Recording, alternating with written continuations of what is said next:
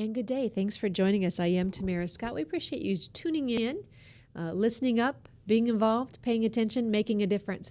We are here with Truth for Our Time, and I'm a little bit more casual today. I'm looking at myself in the monitor. I look like the abominable snowman. It's a big, huge sweater, Ryan. But I just wanted to enjoy myself today. I'm a little bit casual because my guest in studio is one of those fly by the seat of his pants, have fun guy, creative, and always on the go. You know, as soon as I say this, you're all going to go, yeah, that's right. Dave Davidson, you recognize that name with Picture Perfect You, Presography. Golly, I'm trying to think back. I think the first time I learned the name Dave Davidson, I interviewed Dan Davidson on a book. It wasn't Survivor Island, it was Surviving Temptation Island. Surviving Temptation Island. Little did I know, here I am interviewing Dan Davidson out of, I don't know, Virginia or somewhere. And little did I know, the co-author, Dave Davidson, was 26 miles from me, right here in Des Moines. And so that was years later that I realized you were part of that team. So Dave's in studio. He's going to join me a little bit later. At first, I'm going to talk with Christel Swasey, Christel Lane Swasey. Christel, you recognize that name on Common Core. She is in the book that I've quoted from several times, written by Corley Orlean. That book is The Trojan Horse of Common Core, The Trojan Horse. And if you want that book, if you're in Iowa, we can get that book to you fairly easily. You can also order them, and I'll help you get that. It's online. I would suggest you do that. There are several good books that we promote on this show. The other one is The Cult of Common Core, Brad McQueen, another good book. And so we'll be talking with Christel because something I've been saying on this show, you know, you do this show, and you've got several people taking pot shots at you every chance they get.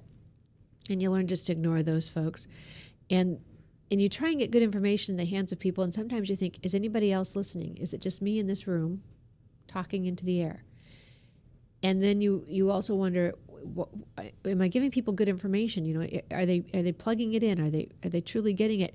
And when people start catching on and more people start talking about it, it gives you that little bit of encouragement to keep going. We were talking about this a long time ago, federal overreach. Common Core is more than just another bad education reform. It is federal overreach.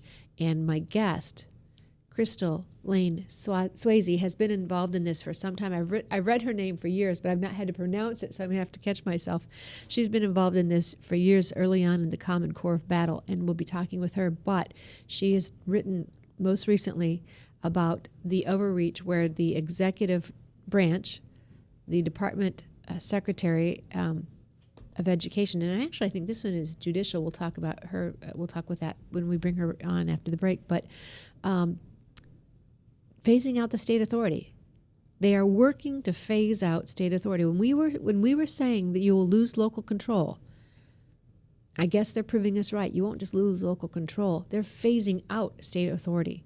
And so we'll be talking with her a little bit later. We're going to go to a break right now so we can thank our sponsors, so you can hear from our sponsors. And my thanks to Christians for America and for Webcast One Studios. We are live out of Webcast One Studios. We thank them for their ability to help us get news to you. So we'll be right back after these messages with Tamara Scott Live and more Truth for Our Time. Stay tuned. From the RE/MAX Real Estate Concept Studios, this is Webcast One Live. Credit cards are like grandkids. They love you, sometimes get out of control, and it's fun to get a new one. Who can stop them from piling on? Hi, I'm Tom Coates with Consumer Credit of Des Moines. At the end of the day, you can give these grandkids back, but you're stuck paying off bad credit card debt. We can help you put the fun back into using credit cards responsibly. Right, kids? Yeah! If you need help getting credit cards off your back, call Consumer Credit of Des Moines. Hey, psst.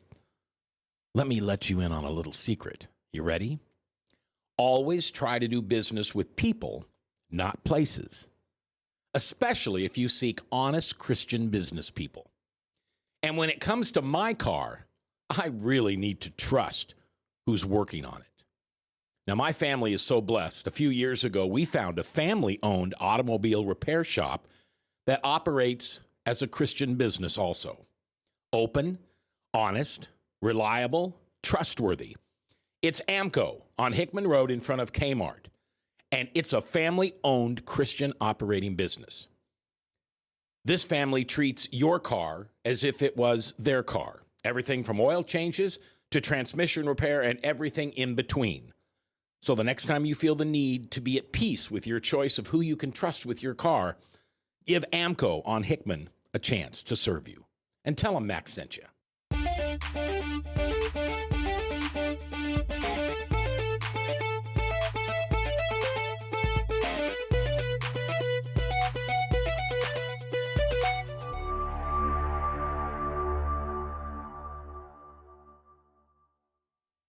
And thanks for staying tuned. I am Tamara Scott. We're bringing you truth for our time.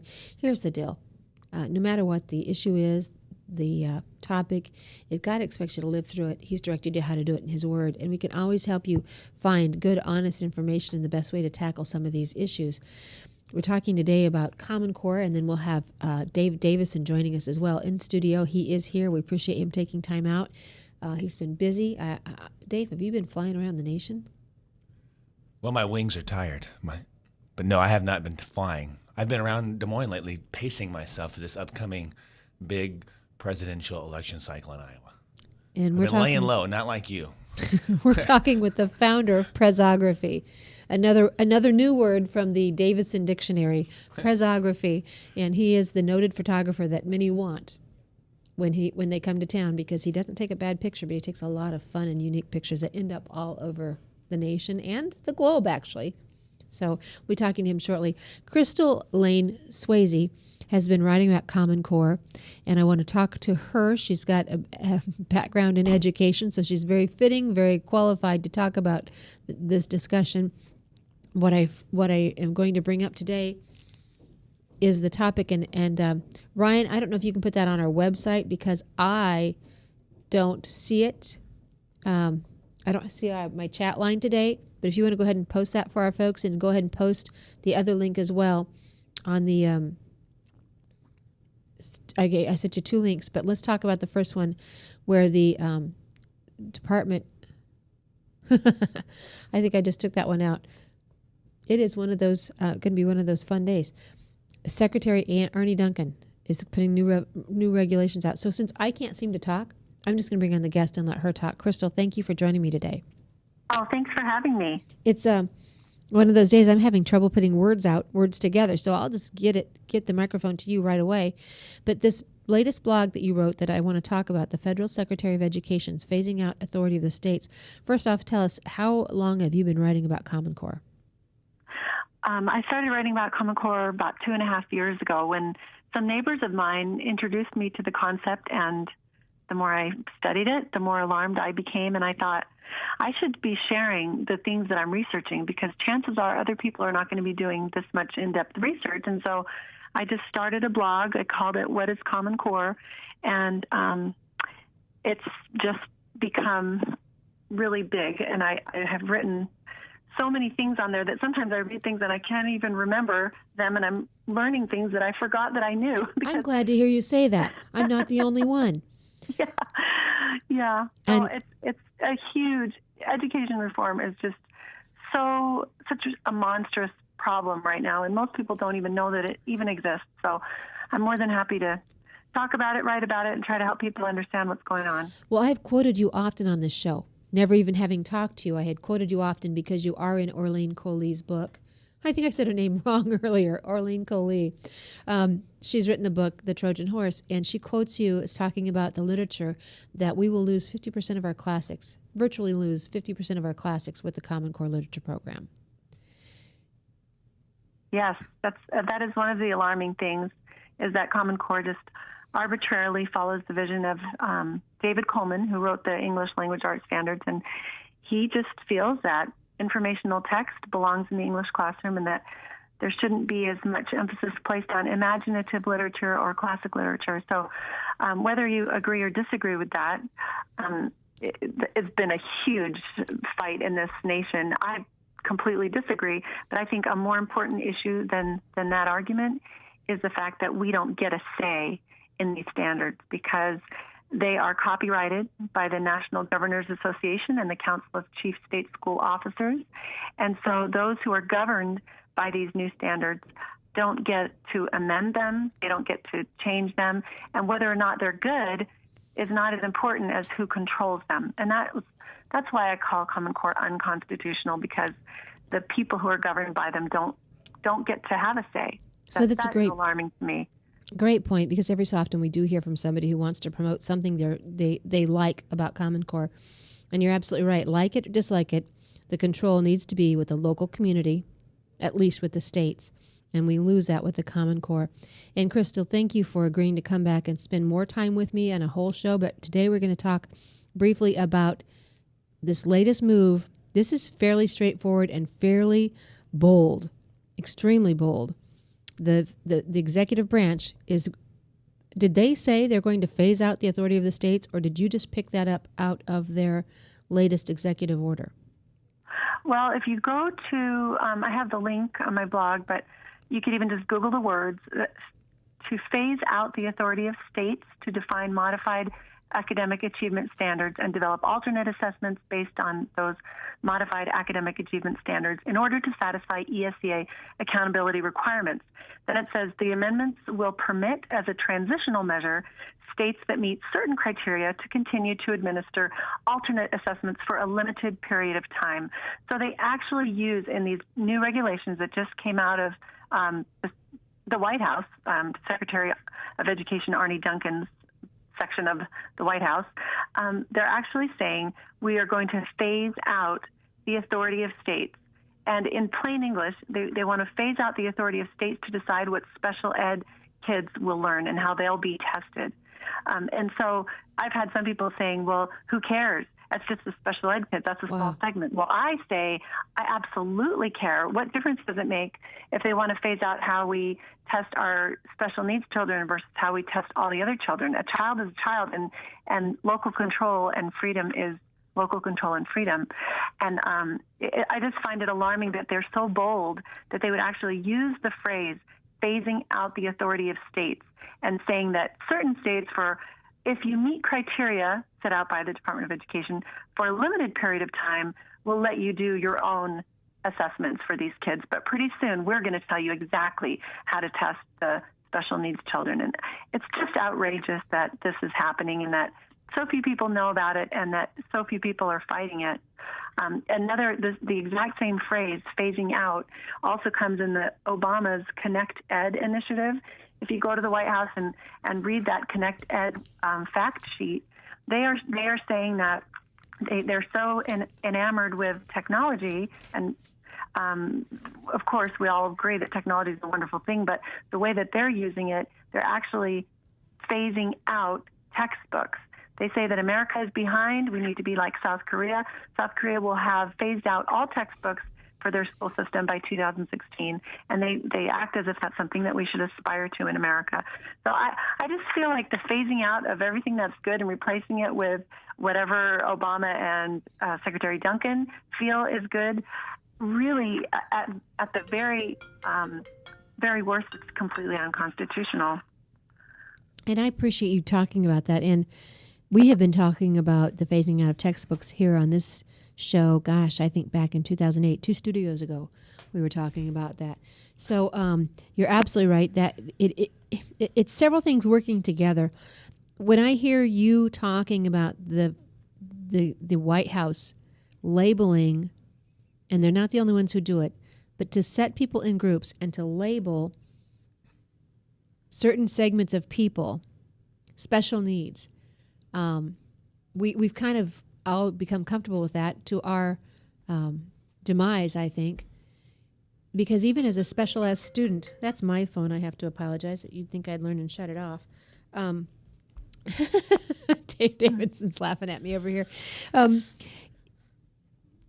Even as a special ed student, there are ways you can test that there'd be gifts there for somebody else that would. To label them all as that they all deserve the same test or they all deserve the same testing, you can have learning disabilities and still be brilliant in another area. And it really concerns me that they're going to limit these kids and label them. And then I have to say, Christel, just coming out of Auschwitz and Birkenau just less than 3 weeks ago, everything I do right now is filtered. And I try to balance that. But everything I do right now is filtered. And to start with a group of kids or a group of society and say, this is only for this group, and knowing that Americans will then allow it, so we become comfortable with it till the whole group is under that rule, is a real concern for me right now. Yes, I agree. Something that really, really troubles me is that people seem to think that if the argument is strong enough, for example, some people say that our American education system is so terrible that Common Core is something that we should do, even if it's unconstitutional. And for one thing, I don't believe that our American system of education is so terrible, because if that were true, why were other nations' students flocking to our universities, and why are we number one in all kinds of innovations and have been forever? So I don't believe that our system is that terrible, but the argument is being pushed that our nation is in an educational crisis and Common Core is going to save us. And it's absolutely the opposite of what the truth is. I feel that if people just even try, just slightly educate themselves on what Common Core really is, who controls it, how it's amended, what it really truly does, they'll be against it. It's just that most people don't take the time, and they just listen to what the Chamber of Commerce or their local state office of education has to say, and they hear their version of it, and that's as far as it goes. And that's why we don't have enough people really standing against it. So, Christel, if people want to follow you, read your blog, how do they get a hold of you?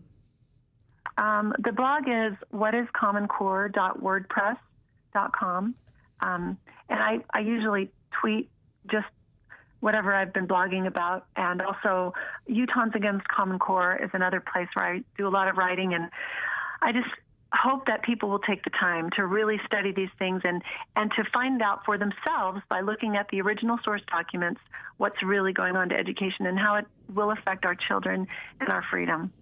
And to follow Christel on Twitter, it is 212 at 212. Christel is spelled Christel.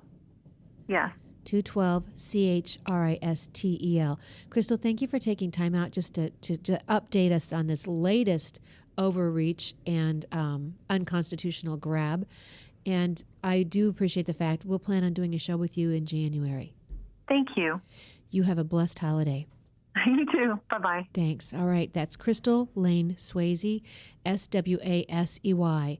Christel is Christel, and Lane Swasey, Swasey. And again, the book where I first read about her is Orlean Corley's book, Kohle, and that is The Trojan Horse, Common Core of the Trojan Horse.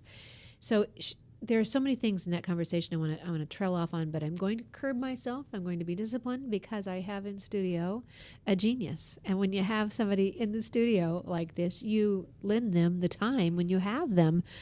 Dave Davidson, you are one of the creative geniuses of our day. Thanks, Tamara. I do. I mean that, and I appreciate the gifts that you have. Sought after photographer. Yeah, and sometimes I just show up whether people want me around anyway, like last night. No, I mean, not that they didn't want me around, but they actually told me at the end of last night because Polk County had an event and Governor Jindal was there, and then the gals running it said, well, we knew you'd come. Yeah, really? Yeah, that's how it works sometimes. Not me. I don't take it for granted. I call you. You got to show up. I call you. Up. Yeah. And so let me just tell you and our listeners, Dr. Alveda King will be here Martin Luther King Day.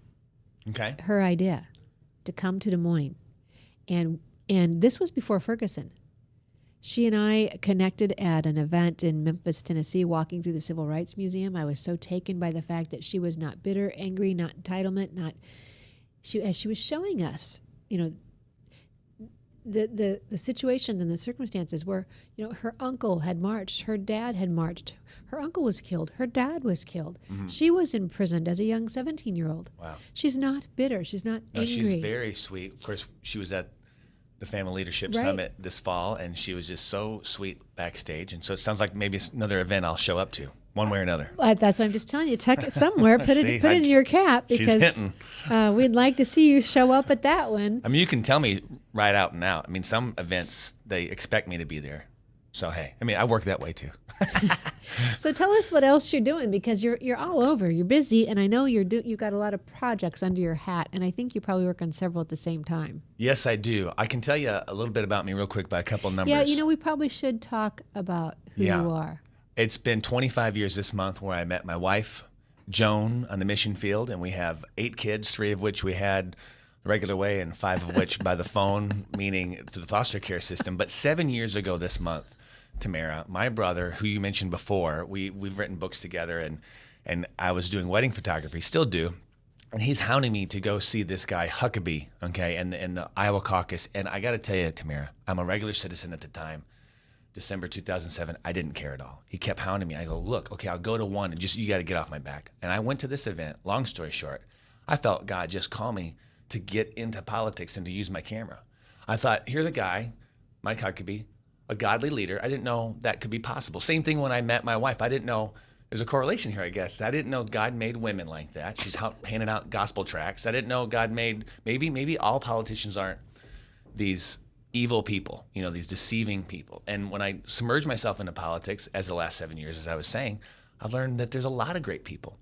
I got to know pretty much all the candidates on the GOP, and I got a lot of neat, outcomes from that. And so I'm putting that into some books and some documentaries, which I'm sure we'll talk about. But that's kind of what I've been doing lately.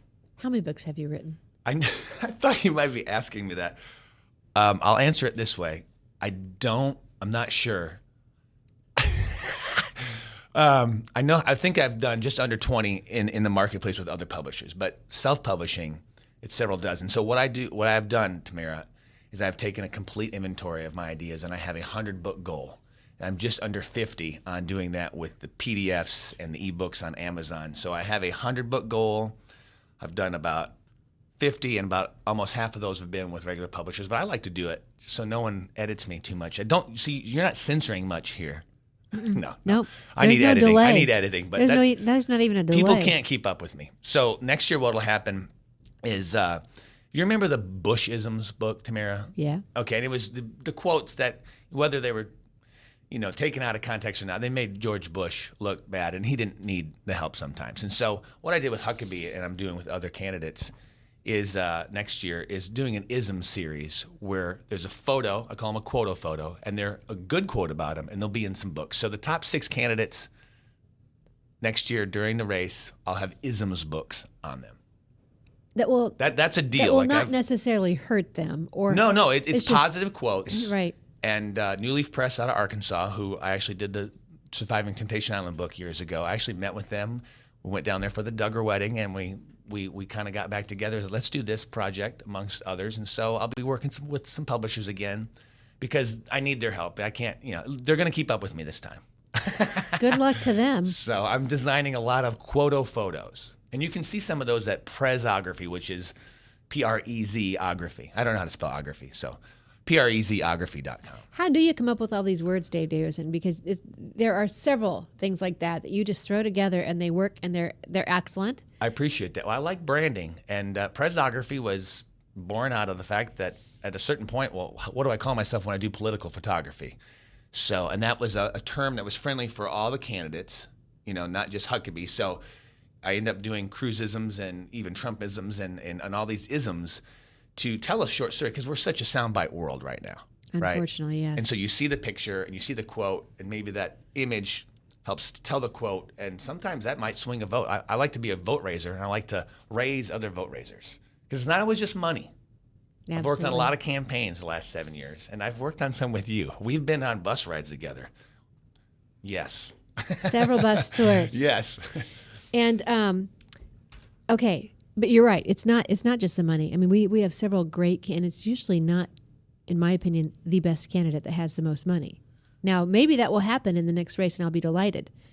But It's not usually the best candidate that has the most money. Right. Well, you look at Santorum, and he won by 35 votes. I mean, if a few things don't happen, he doesn't win. For example, the Duggars came up out of the blue and helped campaign for him, and that helped swing 35 votes. Now, there was other things that fell by the wayside with other campaigns we probably won't get into right now, but that perfect storm, election day, now it didn't add up the right day, the first day, but ultimately, was there one person that helped Santorum get past 35 votes? That's a vote raiser. That's the type of thing I want to be a part of this next election cycle.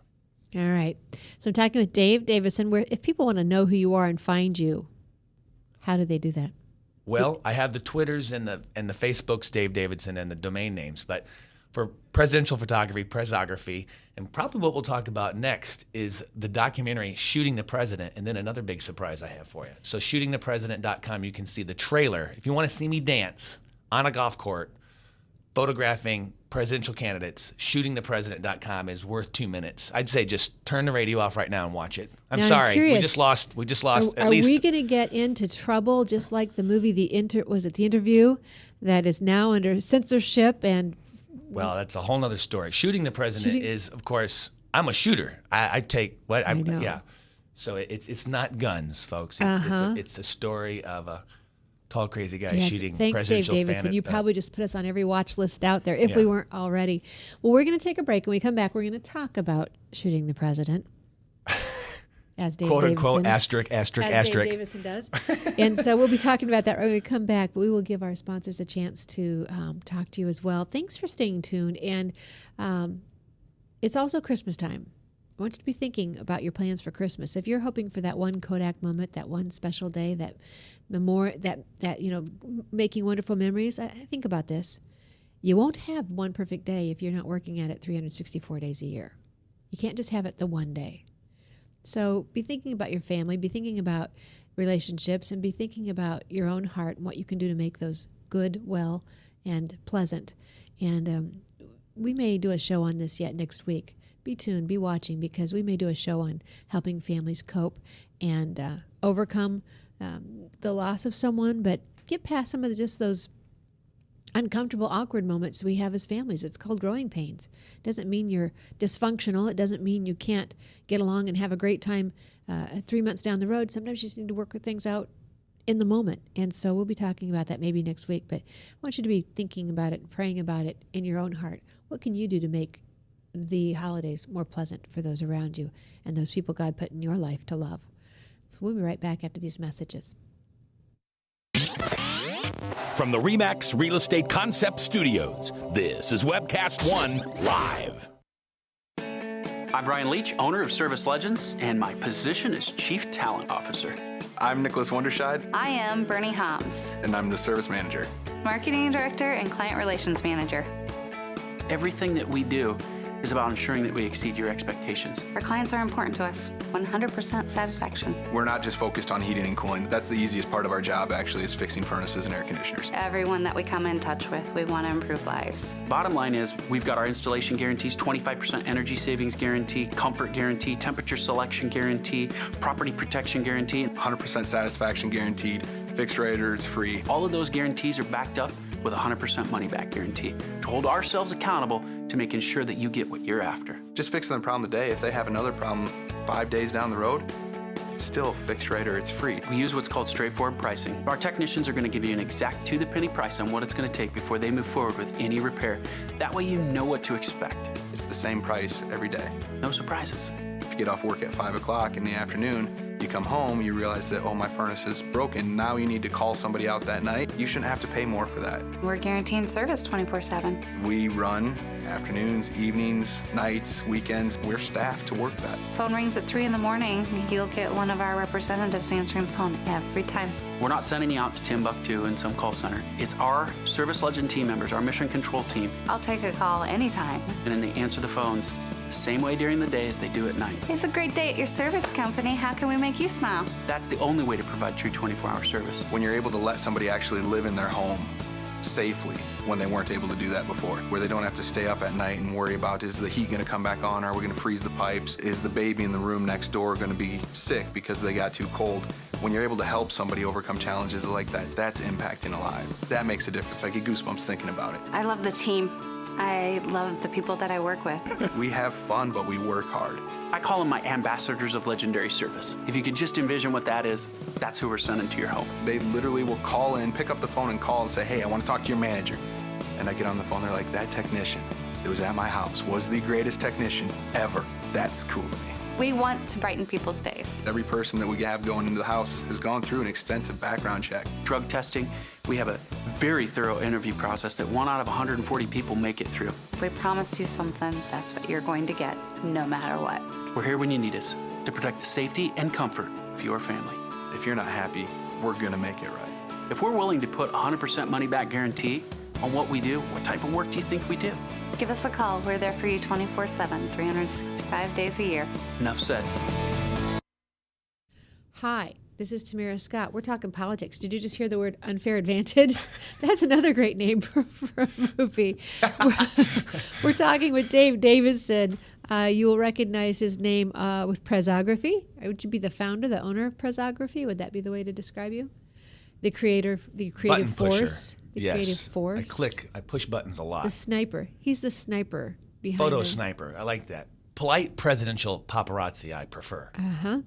So when we left, we were talking about Shooting the President, which is a movie that, is this already done or you're working on it? Well, a lot of it's shot, but over the next year, we're going to be editing this down and probably kind of end it as far as timeline around the straw poll time, whether there's a straw poll or not, and then bring that documentary out right before the caucus. So it'd be coming out this time next year, December next year. And we is who? Pardon? Who is we? Oh, yes. Some of you might know these superstar political friends of mine up there in Cedar Falls, Craig Bergman, Judd Saul, and my new cohort, Monty Godike. And in fact, they just did a documentary called Unfair, which was exposing the IRS. There was no car chase scenes in this documentary. I worked on it.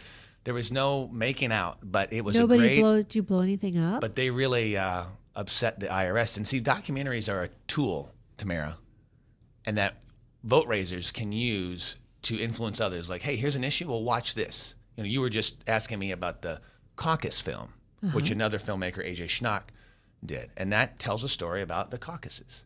And even Mitt, a candidate, of all the candidates, I didn't know Mitt Romney the most because when he was here, I actually already had commitments with other candidates. And I watched that film and I liked the man better because you get to see an intimate side of him with his family. Yeah, he wasn't a bad guy. It wasn't that he was a bad guy. It was that a lot of Americans didn't feel like they could relate to him because he was so I'll bet you successful. $10,000 that's true. No, that's not right. See, that's the example. I'm just messing. For those of you who don't know that, it was a debate. Was it a debate here at Sheslow Auditorium? I don't know Where if it was that? here. Yeah, well, he bet people. He bet Where the other was candidate. that? It was right? in the middle of I a think- debate. Was it Perry? Anyways, yeah, you don't bet people $10,000. $10,000. Yeah, I do every day for lunch. It's just, Well, yeah. the other bet we had at the break, we can't talk about. Yeah, but- well, okay. So let's go. We have, Ryan, do we have that trailer? We're going to go to that trailer right now for those You guys of are you. crazy. This is a cutting edge show. I just want everybody to know. Thank you so much. We're going to go to that trailer right now. Shooting the President. Dave Davidson's way.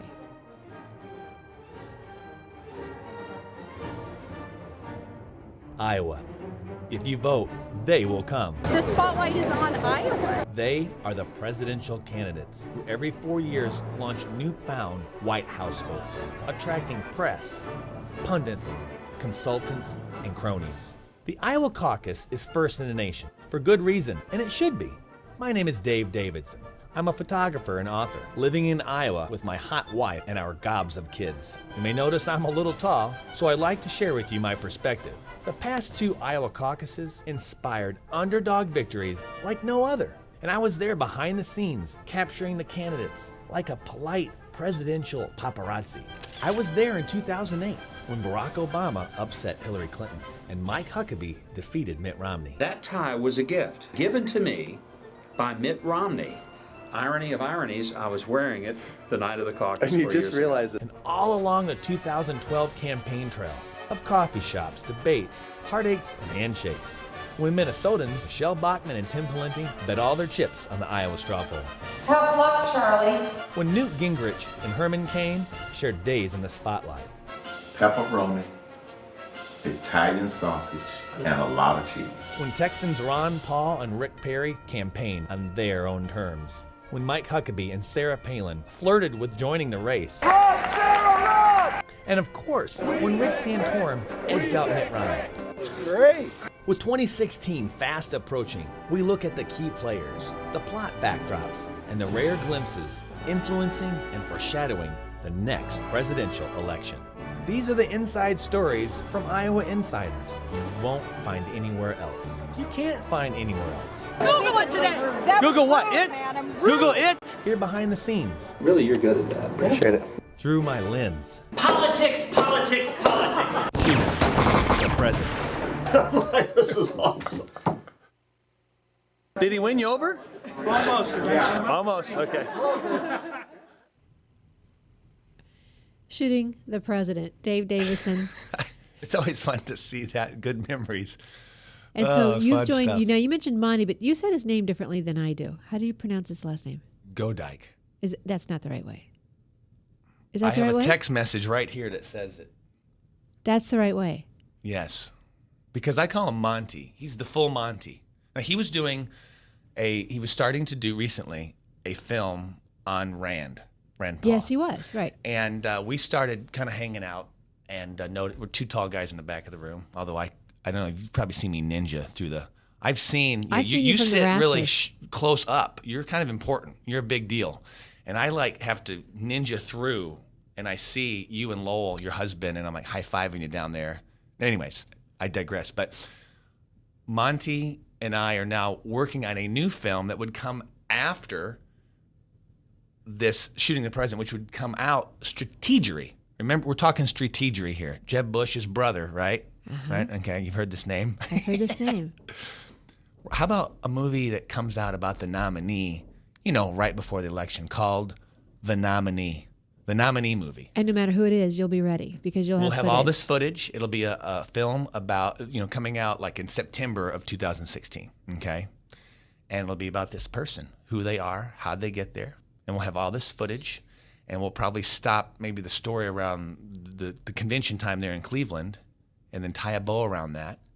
And we're hoping that's going to be full theatrical release, okay? Where the other film will be some theaters and so forth. But that is one to watch. We really hope to influence people, to introduce them or to reintroduce them to another side of this person. And it's partly a risk because we don't know who it is, but we have the relationships, and it's a step of faith, Tamara, that, as I took 7 years ago to fill in the gaps of telling the story. So now I know why I've been doing this, because I've only been thinking documentary the last year or so. So the first 5.5 years I've been in politics, I didn't always know what God had in store. I just knew that I was to obey and to keep showing up at places. Nothing with you is a step, Dave. Everything is a giant leap, a leap and a bound. There you go. So when you came in 7 years ago, I get it that your brother called you and you showed up and you decided you needed to get involved. But for a lot of people, it's a calling.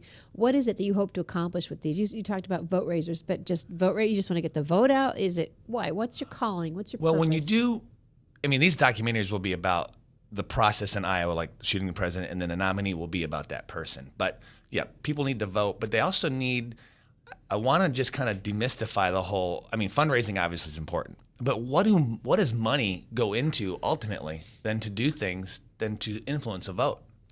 I was at, and maybe you were there because I see you so much, but there was an event where Rick Santorum and Michelle Bachmann, and I think another candidate was at it, and it was just one of your regular old chili things, chili thingadings.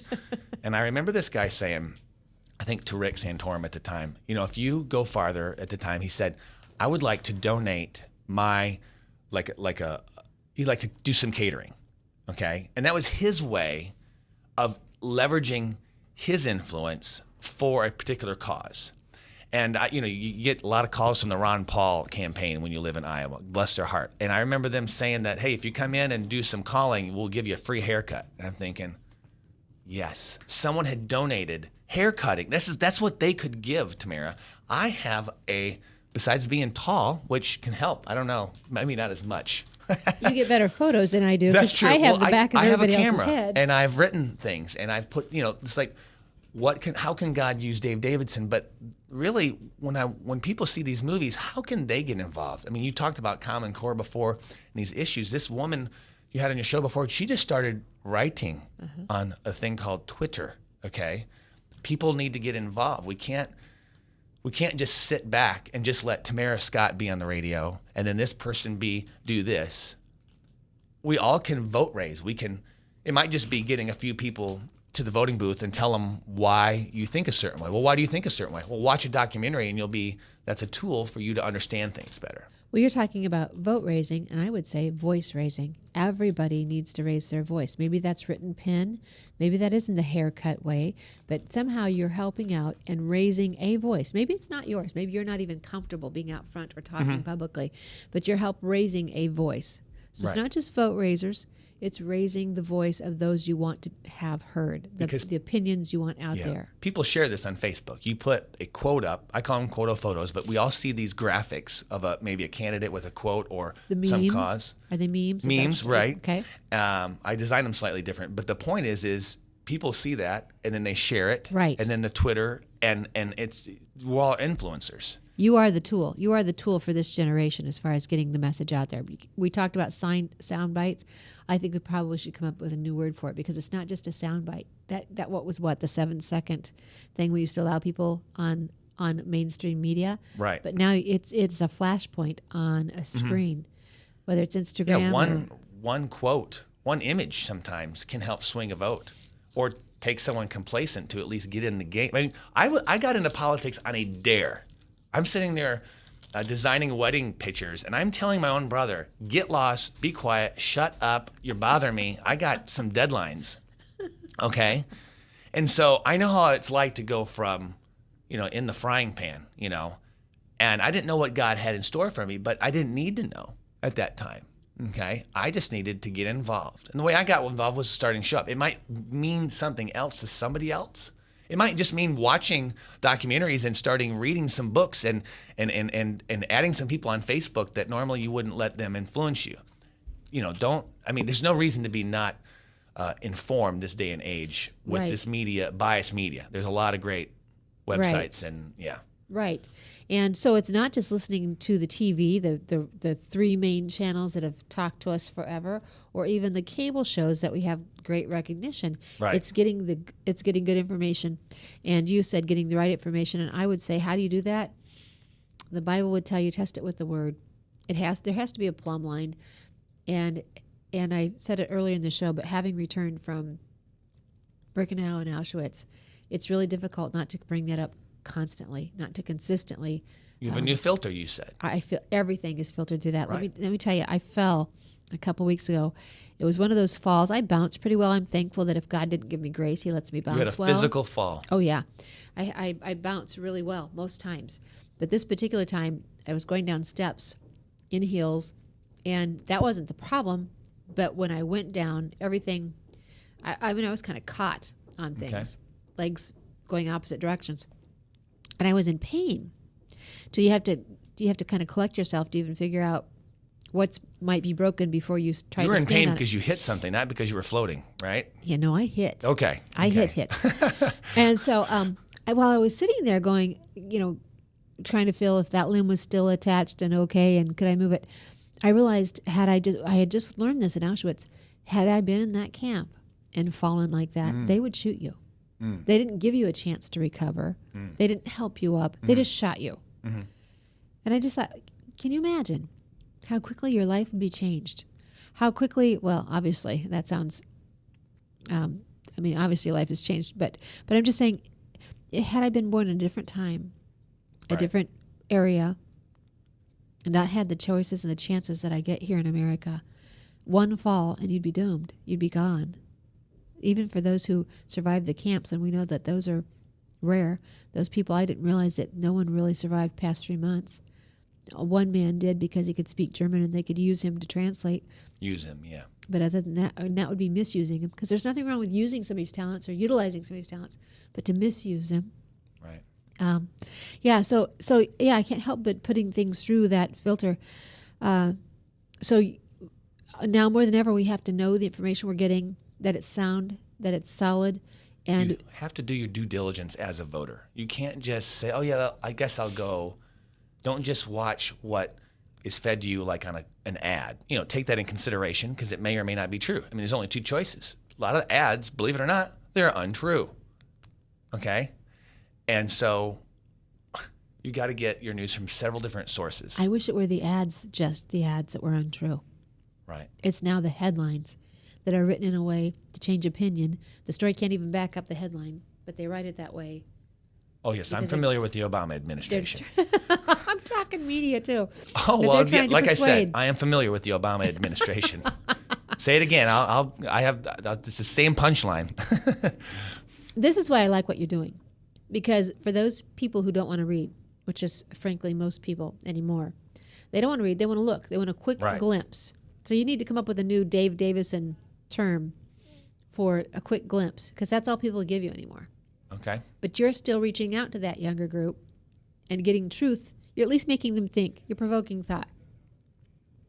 Exactly. Okay, so tell us, what else are we working on? Well, that's a lot, Tamara. I'm working on 2 films that, I mean, I'm always got ideas, but I do focus. I mean, I'm doing the same publisher, something I've been working on, about some verse memory things and some homeschooling. It's interesting. We have these 8 kids, and some of them are homeschooled, some of them are in public, and some of them are in private, because that's exactly what we need for those kids. They have traumatic backgrounds from abuse and so forth. And so as a parent, it's what we need to do. And so I'm constantly, I have this acronym for my life. You say you have a filter, right? And it's an acronym for the word time. And if I can teach, inspire, motivate, and encourage people, I'm probably in. And then I double timed it. And that, I don't know if I can remember that, but it talked about being equipping and motivating and encouraging people as well. But basically, if that's in my zone, then I'm gonna try to be that positive influence. And politics isn't always positive. You and I know that. I can see it in your eyes. We've been through the trenches before with candidates, and we've been disappointed. But here's the thing. I've been on Ancestry.com a month or so ago. I had my 3-day binge on that. I just went, and I discovered that one of my relatives was in the Revolutionary War. Mm-hmm. And I'm picturing this person taking up a musket, if you will, whatever the situation was. You can kind of picture it. I can just pick up a camera and maybe be an influence for my country to maybe possibly influence for example, a pro-life candidate to maybe end up helping possibly changing abortion or just good things. I look at his mission work. If I can help influence the leader of the free world, maybe that leader of the free world can lead the free world in his or her sphere of influence better. And that's ministry. And you just hit on something, and this is another point where Iowans especially have to be very careful. It's not just what we read or what sources we take in. It's organizations that we decide to align with, because you just talked about influencing a leader. We're trying to get information to folks so they can make a good decision on leaders. Right. But in this state, we also get the opportunity to influence leaders. And what a crucial role that is. I know in past elections there have been candidates that we have influenced in better ways. They've become stronger in their stances. They've had a better understanding. One of them got here and never understood immigration was such an issue in the Midwest, didn't expect it. Right. But because we have I-35 and I-80 connecting and intersecting, it's an issue here in Iowa. Mm-hmm. We have changed the views of candidates and how important that is as well. Well, it's quite the spring training. If you see a candidate in maybe these early stages, 'cause we got the big King event, a lot of candidates coming January 24th, which I'm not going to honored. be here. I'm so frustrated. I'm not. Oh, you'll be here in spirit to me. I don't believe you for a second. You're everywhere. You're Visa, baby. Okay.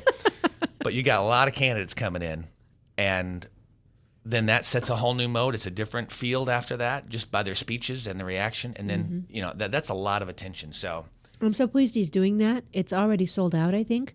Yeah. I think all the major players are going to be here. And I'm honored to be the photographer for Governor that event. Jindal will not be. He will not be. Because he is, as earlier Commander-in-Chief, Washington, Lincoln, several others have called this nation to prayer, repentance, prayer, and fasting. And he's called for that on January 24th in Louisiana. Yeah, he gets a pass. Pete Maravich. He's an excused absence. Is it Pete Maravich or Pete Maravich? I'm never sure how to pronounce his last name. Maravich.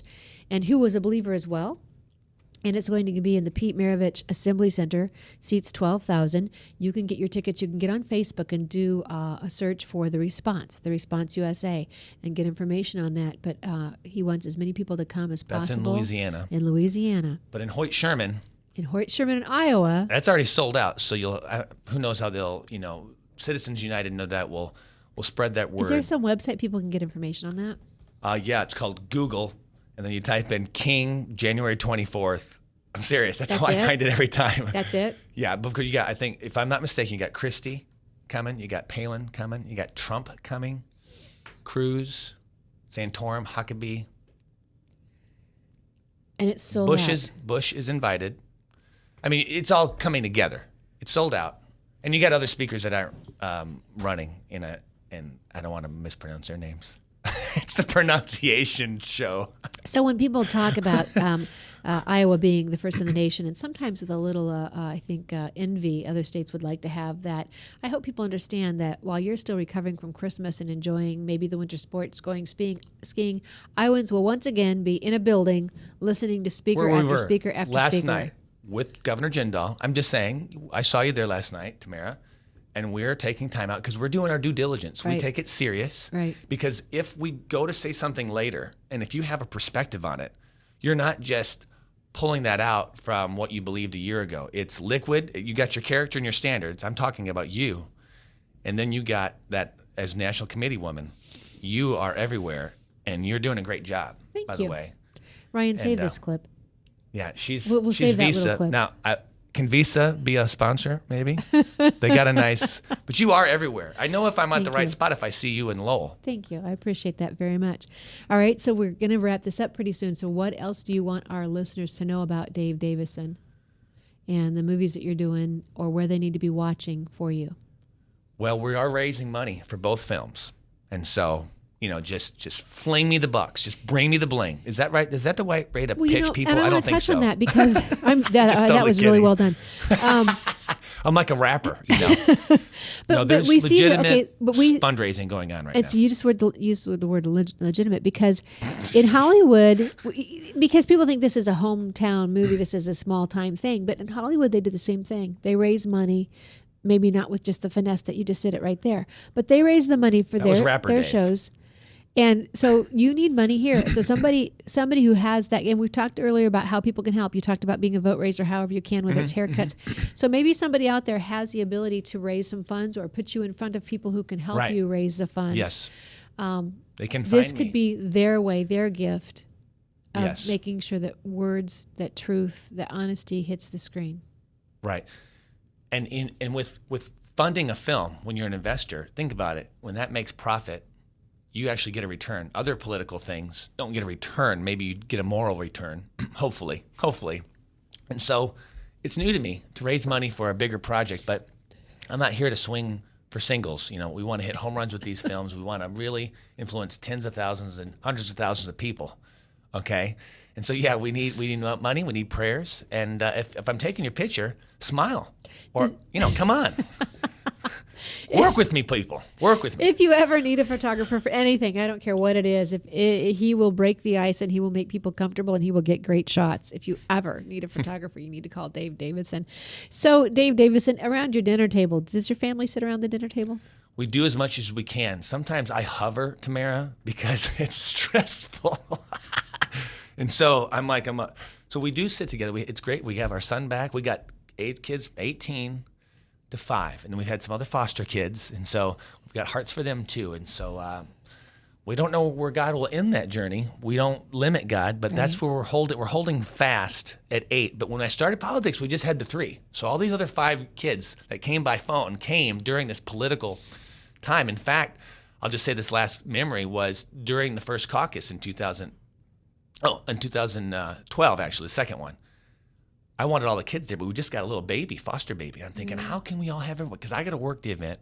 And we went to Santorum's at the time, and God came through and gave me the Duggar gals helped me how fun. Nurture this little baby we had for a week. And so we've been big buds with them. They're just great people. And so God will fill in the gaps, okay? That's my wife and I, Joan Davidson's kind of mantra. We've taken these steps with politics, with family. And if you don't leap, how can God bring the bridge? Kind of like that scene from Back to the Temple of Doom, Indiana Jones. The bridge is there. So when in doubt, the Duggar girls can maybe babysit your foster child at a very busy. This is kind of my life. Okay, so yeah, I don't always sit down, but I'm walking around the dinner table making sure those kids are closing their eyes and using their napkins, closing their eyes during prayer, wiping their mouth, and taking their dishes not to the sink, Tamara, but to the dishwasher first. This is my job in the kitchen. Don't even get me started. You mentioned your wife's name, and let me just give a shout out to her because you are busy, you're high energy, and having that many kids in the house, I don't know how she does it. It takes a special woman to have a calming Very influence special. and to juggle She's everything a superstar. she does. She's amazing. Do we have another hour? Can we talk about my wife? I'm sure she'd love it. We're going an extra hour, folks. We're going to talk about Joan Davidson, my wife. She is. I have a lot of nice words for her. Anybody that keeps you going and keeps you out, we appreciate that. We need her back there doing that, so you can be out here.